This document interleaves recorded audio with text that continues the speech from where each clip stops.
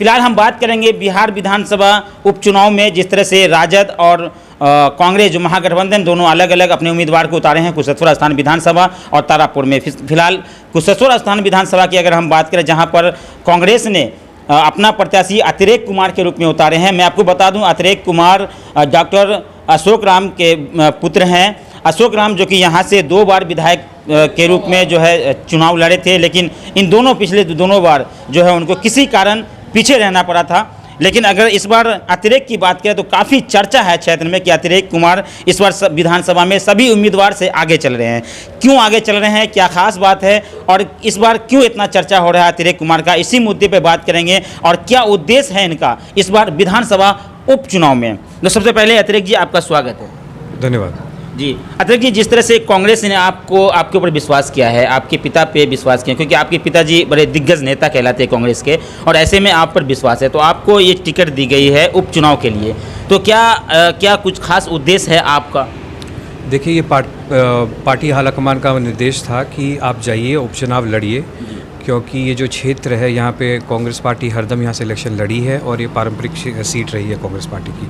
और मैं अपने अध्यक्षा श्रीमती सोनिया गांधी और मेरे नेता राहुल गांधी का आभारी हूँ। और सबसे बड़ी बात यह है कि यहाँ से आपके पिताजी भी चुनाव लड़े थे और किसी कारण पीछे रह गए थे, तो क्या उसकी जिस कारण से पीछे रहे थे क्या उस पर आपने फोकस किया, क्यों पीछे रहे थे और फिर उसकी पूर्ति कैसे करेंगे? जी, हमने पिछले दोनों इलेक्शन की एनालिसिस की है। हमने देखा है कि हम किस तरफ कहाँ पे पीछे रह गए हैं। हमने उस पर काम किया है, क्षेत्रवासियों से वार्तालाप किया है, उनकी बातें समझी हैं कि हम और क्या कर सकते हैं कि उनका कॉन्फिडेंस जीते और ये इलेक्शन जीत पाए। जी, अतिरिक्त जी काफ़ी डरे हुए हैं जो आपके दूसरे दल के जो उम्मीदवार उतरे हैं वो काफ़ी डरे हुए हैं, खास करके कांग्रेस से क्यों डर रहे हैं? वो तो आपको दिख ही जाएगा। यहाँ पे सुनने में आया कि राजद ने 32 एमएलए को 32 पंचायतों में उतार दिया है, वो कैंप करेंगे यहाँ पे। फिर 16-17 मंत्री हैं, डिप्टी स्पीकर साहब जो कॉन्स्टिट्यूशनल पोस्ट होल्ड करते हैं वो कैंप किए हुए हैं यहाँ पे।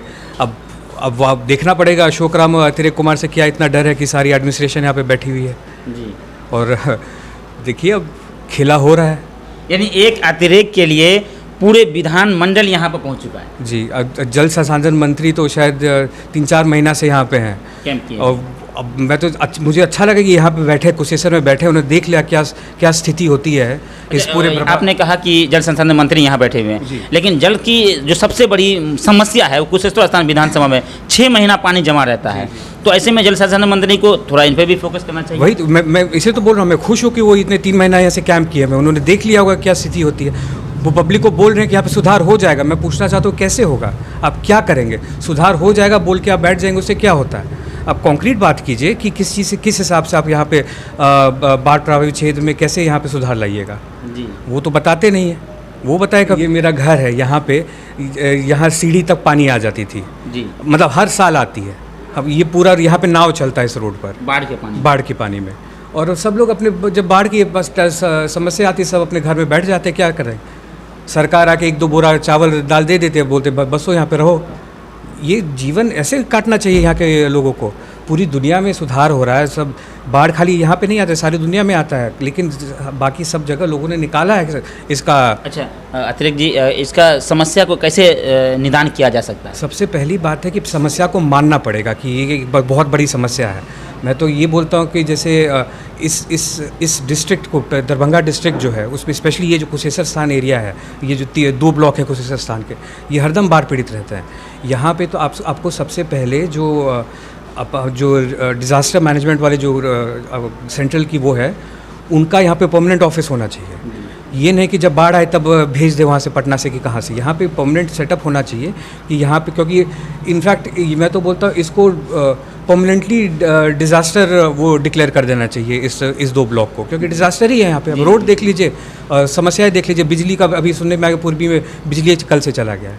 डिज़ास्टर तो यहाँ पे पूरा हुआ है। इन लोगों का कोई मतलब ये गवर्नमेंट ना ही दिल्ली की गवर्नमेंट ना ही पटना की गवर्नमेंट कुछ कर पाई है यहाँ के लिए। शिक्षा की सबसे बड़ी प्रॉब्लम है यहाँ पे।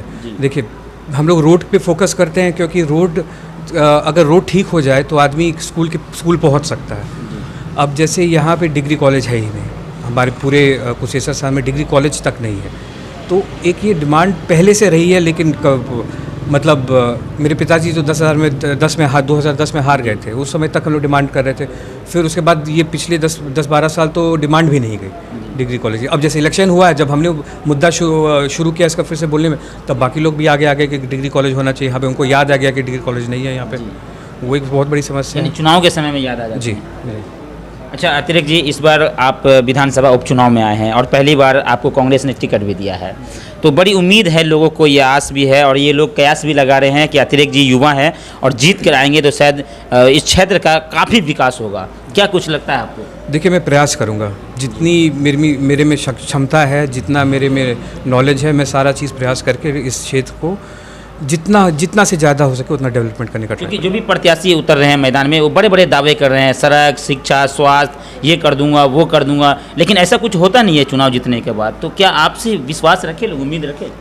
मैं तो खाली इतना ही बोल सकता हूँ कि उनका विश्वास का मैं मतलब खाली सोच सकता हूँ कि मुझे विश्वास, मेरी बातों में विश्वास रखे, क्योंकि मैं यहाँ पे कमीशन खोरी करने के लिए आया नहीं हूँ, ना ही मुझे कुछ कमाना है यहाँ के लोगों से। मुझे यहाँ का कल्याण करना है बस। जब शशि भूषण हजारी यहाँ के विधायक थे उस समय इन्हें पक्षी बिहार के नाम से घोषित किया गया था, लेकिन अब वैसा पक्षी बिहार अब दिखता नहीं है। नहीं, नाम के अब मैं जब मुझे पता चला तो मैंने गूगल किया जी, फिर विकिपीडिया पेज भी है कुशेश्वर स्थान इस पर, लेकिन मैंने पूछा है कहाँ पे वो समझ ही नहीं रहा है कहाँ पे, क्या हो रहा, कुछ मतलब पेपर पे कागजी है, ऐसा कुछ दिखता नहीं है ना, कुछ नहीं दिखता। आप तो यहाँ लगातार आते रहते हैं जी, तो आपको पक्षी बिहार लगा नहीं है? जी नहीं। ऐसा कहते हैं कि यहाँ लाखों प्रवासी पक्षी जो है नवंबर के महीने में उतरते हैं और मार्च तक रहता है। कहते हैं, लेकिन उसका सुविधाएं होती है, वो कुछ होता है ना, एक पर्यटन का स्थल बन जाता है, वो कहाँ पे यहाँ पे पर्यटन के लिए कौन आएगा यहाँ पे? रोड ही नहीं है।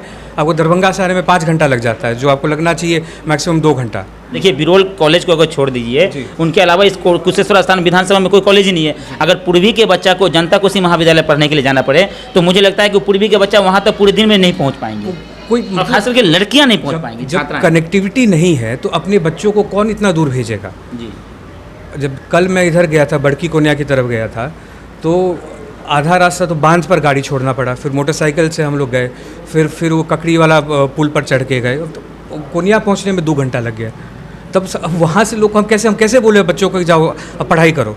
अच्छा अतिरिक्त जी, आपको लग रहा है कि ये भी एक कारण है, सड़क नहीं होने के कारण या सुविधा नहीं होने के कारण भी यहाँ लोग पिछड़े हुए हैं, बच्चे को शिक्षा नहीं दे पा रहे? बोल रहा हूँ कि हमारा प्राइमरी फोकस होगा कनेक्टिविटी, बांध बने, जो रोड बने वो ठीक हो। रोड कचरा छोड़ दीजिएगा तो उससे क्या होता है? फिर से पानी होगा, फिर से वही हालत रह जाएगी। कनेक्टिविटी सबसे बड़ी बात है, तब उससे लोग पढ़ाई करना शुरू करेंगे, पर मतलब अच्छी तरीके से स्कूल कॉलेज पर जा पाएंगे। यानी स्कूल तक पहुंचना ये बहुत ज़रूरी है। अतिरिक्त कुमार हमारे बीच मौजूद है, कांग्रेस के प्रत्याशी हैं इस वक्त कुशेश्वर स्थान विधानसभा उपचुनाव में। इनका एक ही कहना है कि शिक्षा, क्योंकि अगर शिक्षा है तभी विकास होगा, शिक्षित लोग ही विकास कर पाएंगे, क्योंकि सभी कॉलेज या सभी स्कूल तक पहुँचने में जो समय लगता है शायद यही कारण है कि ये क्षेत्र के बच्चे नहीं पढ़ पाते हैं। चलिए अगले वीडियो में फिर आपसे मिलेंगे, तब तक के लिए दीजिए हमें इजाज़त। अतिरिक्त कुमार जी युवा कांग्रेस के हैं, थोड़ा एक बार जाते जाते धन्यवाद बोल जाइए सर। जी धन्यवाद।